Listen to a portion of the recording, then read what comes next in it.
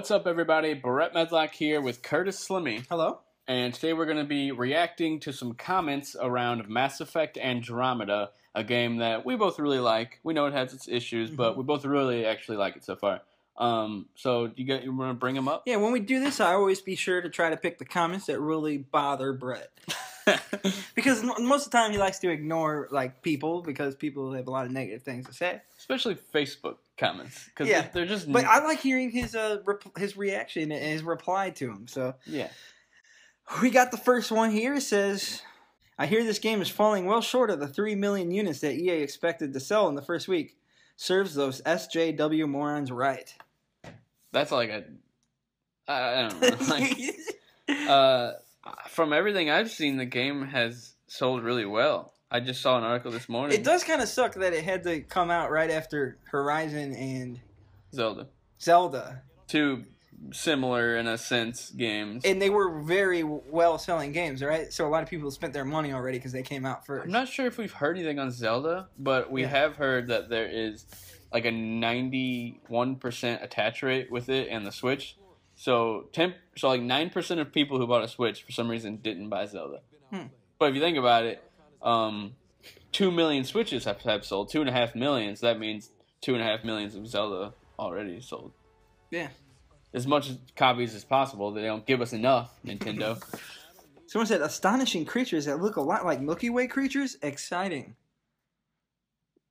I don't know what you want me to say. A lot of these are just troll comments. Someone says, looks like a PS2 game.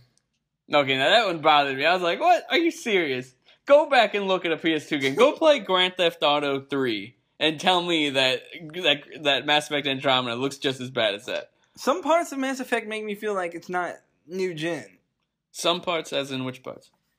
Just sometimes driving through the planets. I don't know, man. I'm playing on a PS4 Pro. Yeah. 80% of my time playing the game has been on a 4K TV. Yeah. So maybe I'm having a different experience than you. I think the game, it doesn't look nearly as good as like Horizon or most open world games I'd see nowadays. But it doesn't fall short, I don't think. I think it's still good enough, is what we say. Yeah, I think it looks good enough. It's not the best looking game in the world, but it's good enough for us. We're happy. Yeah, I'm happy with it. I expect the next one to look better, and since all the criticisms they've gotten, I expect the face animations to be amazing. Yeah.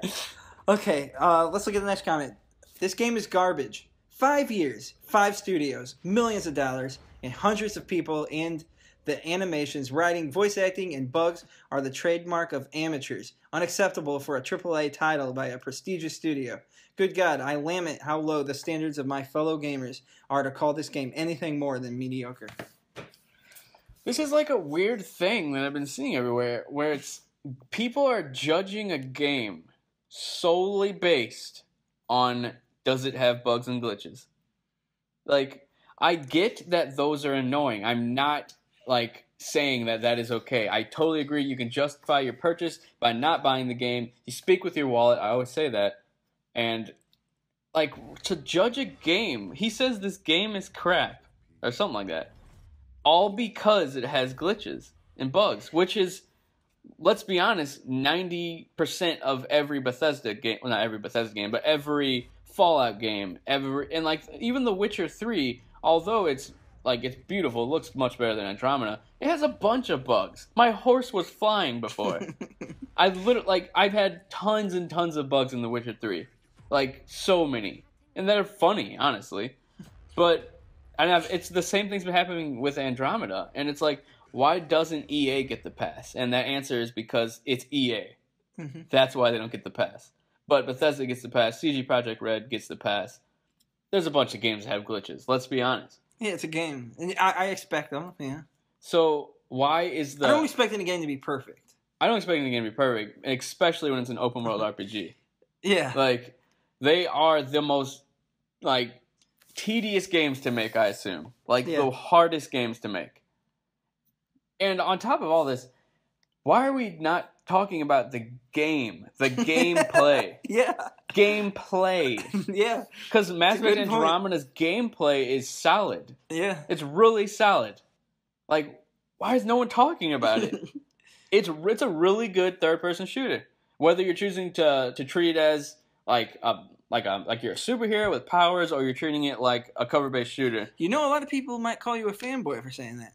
I don't care what people say. There's someone's gonna comment on this video and call us something something hilarious that I'm gonna screenshot and send to you and laugh at. But I don't know. I don't get why Mass Effect doesn't get the pass. Like, it's a great game. It's a great game that runs mediocre. All right, I got one more comment. All right.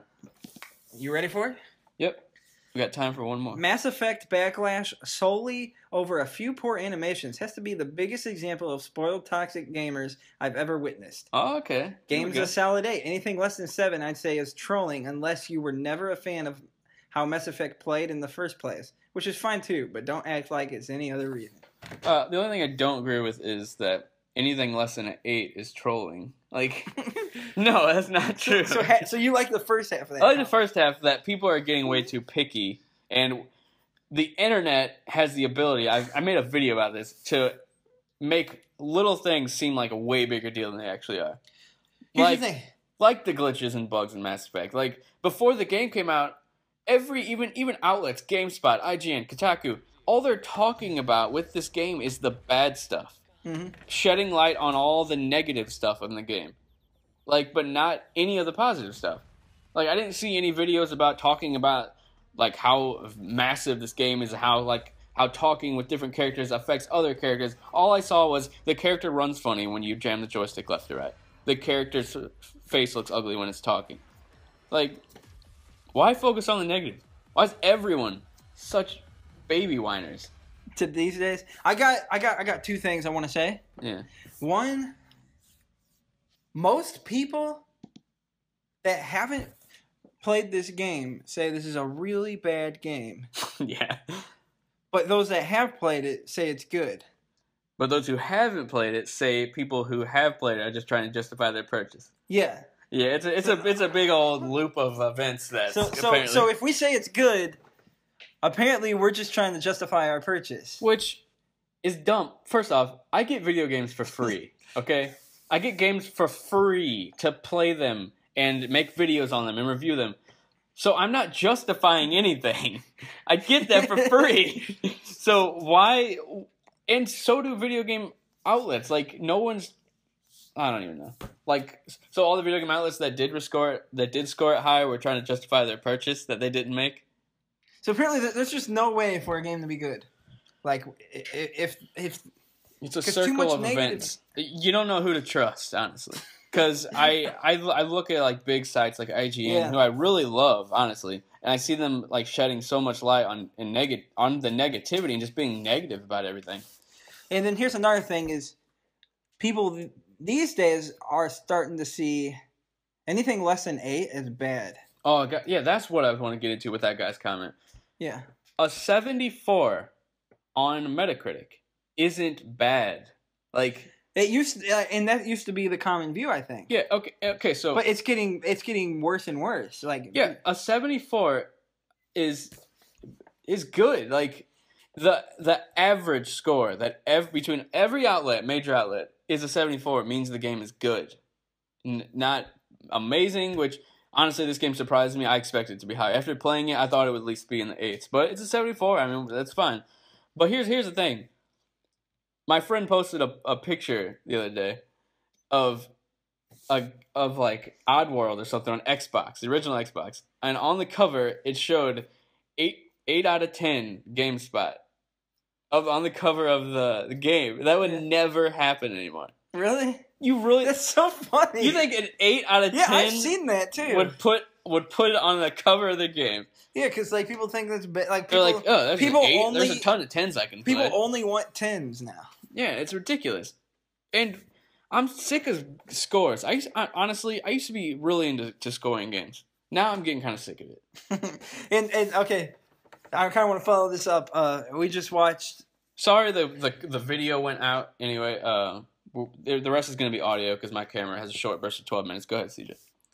I was gonna say we just watched the Star Trek trilogy, and their ratings. The 2009 movie, yeah, the original Star Trek was the highest, Yeah, and then the 2011 movie Yeah. was slightly lower, and the 2016 movie was slightly It lower. was 2013 and 16. Yeah, 13, 16. So Everything got lower, but we watched those movies and they were all really good. first time ever, we watched all three of them in a row over the past 3 days, and we thought that, hey, these movies are kind of either all equal or maybe they got slightly better as they went on. And of course, this is just an opinion. It's just an opinion, And so people probably won't agree. people definitely won't agree, but what we're saying is we see a trend of what's expected, being or the expectation being way higher, and therefore people critiquing way harder on So games and movies, so that scores. If you look at, let's say like Star Trek, you'll see it decline as it goes on, and I bet the next Star Trek movie, I'm assuming there's another one, it's going to be even lower, and it's going to keep going down. There's a decline, and I guess these days we see a trend where these days people are always trying to find something to complain about. Yeah, that's what it seems like. And they're spoiled complaining. That's what I've been trying to get to this whole time. It's just people are trying to find things to complain about these days more than they used to. I think Am so. I wrong? I feel like back in 2009, we saw a good movie, and it was a good movie. Yeah. We didn't see a good movie and look at, oh, these animations look bad. Oh, this character said something stupid. Oh, this plot hole doesn't make any sense. Yeah. Like, we just watched a good movie and watched a movie. It was over. Yeah. We played a good game, and it was good. Yeah, same game. Like, and of course there wasn't as much social media, connections, and so we kind of. We liked games more. I don't know. Well, I say we, even though I don't. In all my stuff lately, I've been saying we as people because I consider myself a part of this culture that's just negative and everything. Because I don't think I'm better than everyone else, but I don't think that as humans we need to be so negative and critiquing everything. I don't even know. I just appreciate what this developer's doing. Like, it's not the best thing in the world, or maybe it's not up to par when it comes in this little area. Yeah. But I just feel like you should enjoy it for what it is. But I don't know. Yeah, That's my opinion. I'm not trying to say other people's opinions are wrong. Like I said, 7.4 on Metacritic, Mass Effect Andromeda, I'm completely fine with. I think that means it's a good game. But other people. To other people, it's not a good game because it's a 7.4. That's where it bothers me. I see people posting in groups, oh my god, did you see this? It's a freaking 7.4. I can't believe this game's so terrible. People canceled their pre-orders because it was 7.4. Yeah, a bunch of people posting that in Facebook groups. I was like, really? You don't see this good score and just want to experience the game for yourself and decide for yourself if this game is worth your time? Yeah. I don't know. Give things a chance. This video is way longer than I expected. Okay. Sorry how long this went. We started. We just like talking about these things. Yeah. Be sure to check out our other stuff. We do a Talking Telltale. That's right, Telltale Games podcast that is pretty kind of weekly, kind of monthly, in and out. And we do a bunch of video game discussions. We do game reviews, off the cuff reviews, stuff like that. And yeah, that's about it. I'm Brett Medlock. He's Curtis Slimmy. We'll talk to you guys later. Bye.